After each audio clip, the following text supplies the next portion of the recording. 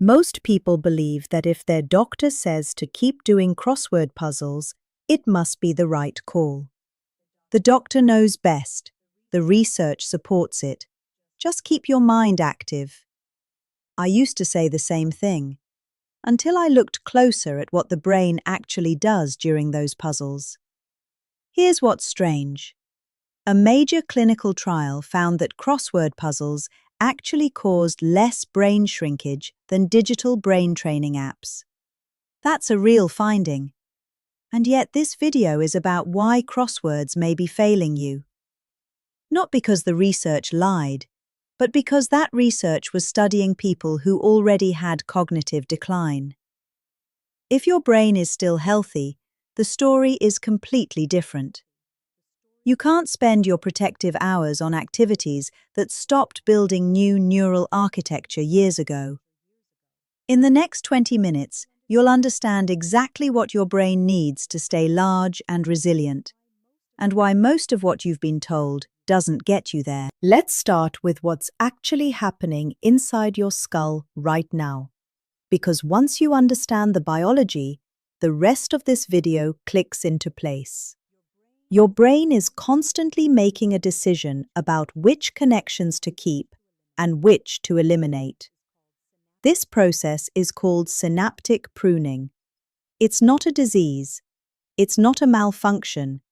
It's the brain being efficient, cutting away pathways it doesn't think you need anymore, so the ones you use regularly stay strong. Use it or lose it isn't a motivational phrase someone printed on a poster. It's a description of a real biological mechanism running in your brain every single day. Now here's where aging changes the equation. After 60, two proteins shift in a way that makes the brain more aggressive about this pruning process. C1q proteins. Think of them as the brain's "remove this" tags. They increase with age. At the same time, CD47 proteins, which signal to the brain that a connection is worth protecting, start to fall. The result is a brain that's quicker to cut unused pathways and slower to protect the ones that aren't being actively challenged. A 2023 study published in Geroscience confirmed this shift happens in older adults even without any Alzheimer's diagnosis. It's a normal feature of aging, and it means the cost of mental inactivity goes up the older you get. The physical result of this is measurable on a brain scan. Volume loss that concentrates in exactly the regions you rely on most. When people say they feel slower, that they lose words mid-sentence, that they walk into a room and forget why, this is the structural reality behind those moments. So what defends against it? Something called cognitive reserve. Think of it as the brain's backup network, redundant pathways built through years of learning and challenge, so that when one route starts to degrade, the brain can reroute. People with higher cognitive reserve can carry significant amounts of neurological damage and still function well, because the brain has enough alternative architecture to compensate. The decline is happening, but the symptoms are delayed. The problem most seniors face isn't that they're mentally inactive. It's that their activities stopped making deposits into that reserve a long time ago. Crosswords, Sudoku, familiar card games, these all feel cognitively demanding, and they are, in the sense that they require focus, but they're drawing on circuits the brain already built. They're running existing roads, not paving new ones. And there's a specific finding from the crossword research, one detail most people never hear, that makes this distinction impossible to ignore once you see it. That distinction matters more than almost anything else here, and the crossword research, read carefully, is actually the clearest proof of it. Let me be honest with you about the research, because this is where most videos get it wrong, by either dismissing crosswords entirely or overselling them. The actual data is more nuanced and more useful than either extreme. The Columbia Duke Coggett trial is the study you'll see cited most often in Crossword's defense, and the findings are genuinely impressive. 107 patients with mild cognitive impairment, average age 71, were split into two groups. One group did crossword puzzles 4 times a week. The other group used computerized brain training apps, the kind designed by neuroscientists, personalized, adaptive. After 78 weeks, the crossword group came out ahead on cognitive scoring, daily functioning, and MRI measurements of hippocampal volume and cortical thickness. Less shrinkage, better function. Crosswords won. The Bronx aging study found something similar from a different angle. Researchers followed nearly 500 cognitively healthy adults over roughly 20 years and tracked who developed dementia and when. Regular crossword participation delayed the onset of accelerated memory decline by 2.54 years. To put that in context, that's comparable to the delay you'd get from FDA-approved Alzheimer's medications. That's not a trivial finding. So why are we having this conversation? Because both of those studies tell us what crosswords do for people who are already experiencing cognitive decline, or who are at high risk for it. That's the population the researchers recruited. And for that group, people with MCI, people showing early warning signs, crosswords are genuinely protective. Better than doing nothing, better than brain apps, and worth continuing. The problem sits with a different group entirely. The healthy senior in their 60s or early 70s, whose brain is still largely intact, who has been doing crosswords for a decade, and who treats that daily puzzle as their primary brain protection strategy. For that person, the research offers almost no reassurance. Because crosswords protect a declining brain from declining faster, they don't build new architecture in a brain that's still capable of growth. Here's the mechanism. Crosswords recruit voluntary attention and semantic memory retrieval. Real functions, both of them. But those functions run on circuits your brain built a long time ago. Every time you work through a crossword, you're activating pathways that already exist, reinforcing them, keeping them active, but not creating new branches. And once you've been doing crosswords for years, the brain has already optimized for that task. The roots are laid. The neural patterns are automated. What feels like effort, that satisfying mental friction of searching for a 7-letter word, is actually a well-practiced retrieval process running on established infrastructure. The brain isn't confused. It isn't failing. It isn't recruiting new circuits. It's doing exactly what it's always done, efficiently and without strain. The brain only builds new architecture when it doesn't know what to do next, when it fails, when it has to reach beyond what it already knows. So the question isn't whether crosswords are good or bad. It's what the brain actually requires to grow, and whether anything you're doing right now delivers it. So if reinforcing old circuits isn't enough, what actually triggers the brain to build new ones? The answer starts in the hippocampus, specifically with newborn neurons. Your brain generates new neurons throughout adulthood, even in your 70s and 80s. What's fascinating is that these newborn neurons aren't like the mature ones surrounding them. They have lower activation thresholds, meaning they fire more easily, and they're selectively recruited by novel stimuli. Familiar experiences barely register for them, but when the brain encounters something genuinely new, a task it hasn't mapped before, a problem it can't solve with existing tools, these younger neurons activate preferentially. Novelty is essentially their job description. This means familiarity isn't just unhelpful for brain growth. At the neuronal level, it's actively bypassing the cells most capable of forming new connections. There's a framework in neuroscience called the scaffolding theory of aging and cognition, STAC, that explains what happens next. When the brain hits a task it can't complete with its current circuitry, it recruits processing capacity from regions it doesn't normally use. This feels like struggle. It feels like being bad at something. That discomfort is precisely the signal that new pathways are forming. The brain isn't being damaged when it struggles, it's being built. But novelty alone won't do it. A lot of things are novel without being cognitively demanding enough to force real scaffolding. Watching a foreign language film you don't understand is novel. It doesn't build much reserve.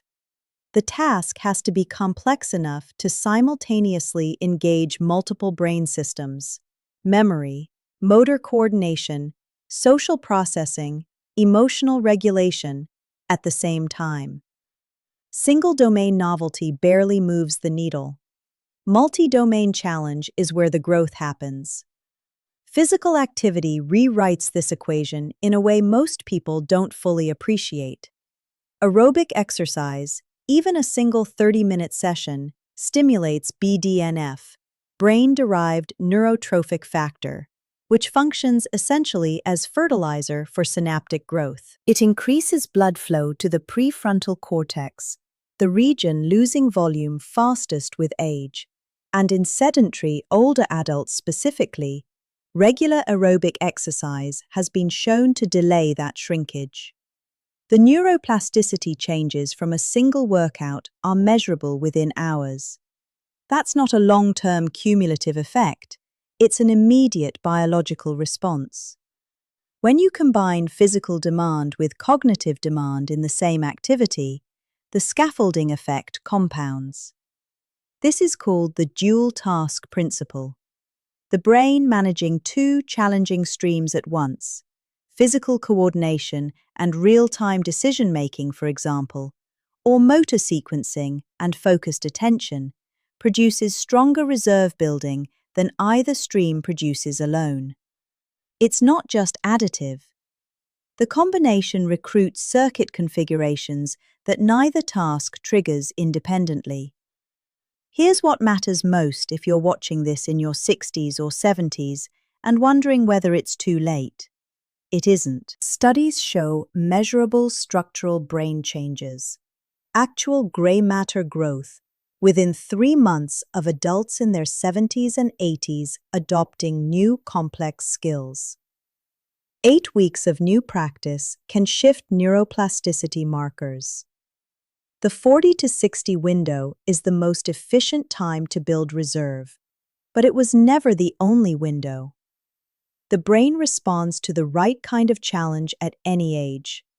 What it won't respond to is the same comfortable task it mastered years ago. The question now is what those right kind of challenge activities actually look like in practice, and some of them will probably surprise you. Let's get specific. Because the principle is only useful if you know what it looks like on a Tuesday morning. The first category is language learning, and it earns its place at the top of this list for a biological reason that most people miss. Learning a new language doesn't get easier over time the way most skills do. Every new grammar structure, every irregular verb, every word you can't quite hold in working memory long enough to use. That's a genuine failure and recovery cycle. The brain can't automate its way through a language it doesn't know. It has to keep recruiting. 90% of studies on second language learning in older adults show measurable cognitive gains, and 5 years of language practice produces structural changes in white matter, the connective tissue between brain regions, that actually slow age-related deterioration. The executive functions that degrade fastest with age, task switching, inhibition, working memory, are the same ones bilingualism actively strengthens. You don't need fluency, you need sustained, effortful practice with something the brain genuinely can't coast through. Social dancing is next. Partner dancing, ballroom, salsa, anything with a live partner, is one of the closest things we have to a perfect dual-task challenge. Your motor system handles footwork. Your prefrontal cortex tracks your partner's signals. Your social brain reads cues in real time. None of it can be automated because your partner is unpredictable. Research shows large effects on global cognition and improvements in fornix connectivity, the white matter pathway linking the hippocampus to the rest of the brain. Add the aerobic load and the social element, which independently buffers against cognitive isolation, and you have an activity hitting nearly every reserve-building mechanism at once. Learning a musical instrument works through a different trigger. The motor cortex, auditory cortex, and prefrontal cortex activate simultaneously. You're translating notation into precise movements while monitoring sound and adjusting in real time. A 2021 review confirmed benefits for mood and learning consolidation in older adults. The instrument doesn't matter. What matters is staying on the difficulty curve, reaching for pieces slightly beyond your current ability, because the moment playing becomes comfortable, the scaffolding effect fades. Then there's one category that surprises almost everyone, including colleagues. Complex video games and three-dimensional puzzle environments actually belong here. 16 or more hours of 3D adventure or strategy gaming produce measurable improvements in spatial reasoning, adaptive decision-making, and problem-solving. The reason is simple. They demand rapid strategy shifts, environmental mapping, and consequence management simultaneously. The environment keeps changing, so the brain can't settle into a fixed response pattern, which is exactly what makes it cognitively closer to learning an instrument than doing a crossword. For anyone managing mobility limitations, the physically active learning combinations matter just as much. Tai Chi combines precise motor sequencing with sustained attentional focus in a way that genuinely taxes working memory. Chair yoga, done with active attention to breath and body position, engages more than the body. Walking while holding a substantive conversation, not small talk, but something that actually requires you to think, argue, or recall, generates dual-task demand without any equipment at all. The physical-cognitive combination is the mechanism. Neither element alone produces the same effect. What connects all of these is one thing. The brain has no fully automated response for any of them. They stay hard. They contain enough variation or difficulty progression that the brain can't settle into a fixed pattern and coast. That's not a coincidence in why they work. It's the entire reason they work. More than 3 hours a day of genuinely engaged cognitive behavior links to a 40 to 56% lower risk of memory impairment over 6 years. That number is within reach. But knowing which activities work is only half of what determines whether any of this actually holds. Knowing all of this doesn't automatically make it easy to change. And I want to be honest about why. Because the psychology here is real, and it's worth naming directly. Crosswords feel productive. That's not an illusion, it's a feature. They're hard enough to require genuine focus, but familiar enough that you can finish them. And the brain rewards completion with a small but reliable sense of satisfaction. That reward signal reinforces the habit, even after the neurological return on it has leveled off. You feel like you did something for your brain. You did something, just not something that's still building new architecture. The dropout data makes this harder to navigate. Brain training apps lose more than 40% of their users. Crosswords lose about 15%, and an activity you quit after 3 weeks produces exactly zero benefit, no matter how well designed it is. Familiarity drives adherence, and adherence is the only thing that actually delivers long-term results. So the answer isn't to throw away the crossword. It's to stop treating it as the primary investment and start treating it as the warm-up. There's something else worth naming: the feeling that it's too late.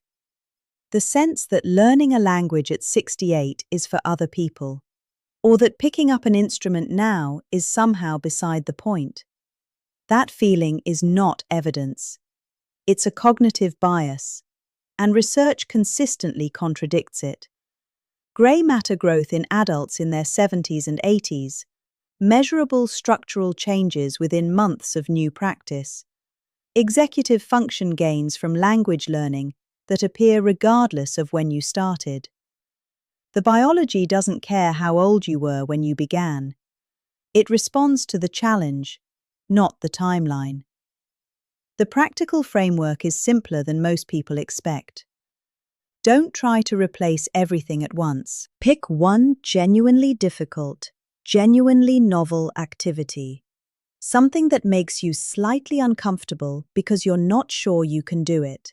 And add 30 minutes to it 3 times a week alongside whatever you're already doing. That's it. Not a complete lifestyle overhaul. One new thing, done consistently, with enough difficulty that it stays hard. Difficulty calibration matters here. Research validated crosswords at roughly the New York Times Thursday level for patients with mild cognitive impairment. For a cognitively healthy senior, that baseline is too low. The right difficulty is the one where you fail regularly, where you get things wrong, feel lost, have to look something up, have to try again. Comfort is the signal that an activity has stopped building reserve. Frustration, within reason, is the signal that it hasn't. Sleep ties directly into this, and it isn't optional. 7 to 9 hours of quality sleep is when the brain consolidates the new synaptic connections formed during challenging activity. Without that consolidation window, the neuroplasticity gains from what you did during the day don't fully transfer into lasting structural change. The activity and the sleep are part of the same process. But there's something else working quietly against all of it. Something that doesn't show up in a practice schedule or a workout log. Something most people never connect to their cognitive results. And if it's already present in your routine, it may be limiting how much of what you build actually holds. Most people finish this video and walk away thinking the crossword was the problem. It wasn't. The crossword was just comfortable, and comfort, at the neurological level, is the same as standing still. What you now understand is that the brain only builds new reserve when it's genuinely lost. When it doesn't know what to do next. That's not a metaphor. That's the pruning mechanism running in reverse. But there's a variable that sits upstream of all of it. One that determines whether your brain can actually absorb and hold on to the gains you're working for. It's not exercise frequency. It's not which activity you pick. It's something people consume every single morning without realizing how directly it affects the synaptic consolidation that happens overnight. A woman had been doing one specific thing each morning for 60 days. Her doctor described the memory outcomes as impossible. Not unlikely, not surprising, impossible. That's the video on your screen right now. If you've just spent 20 minutes understanding how to build new neural architecture, it would be a mistake to stop here. Because what you do in the first hour of the day is either reinforcing that work or quietly undoing it. Watch the next video now, while this is still fresh.